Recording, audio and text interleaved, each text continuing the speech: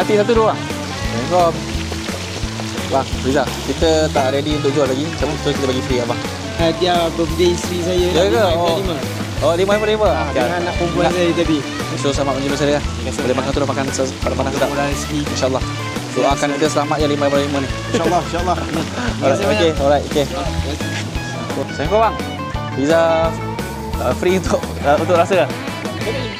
Isnin. Yang ni kira untuk tetamu yang datang lah. Bermula Isnin ni ada nasi biryani tengah hari. Pizza ni daripada memang sepanjang hari lah, tengah hari sampai ke pukul 11 malam. Malam tu western.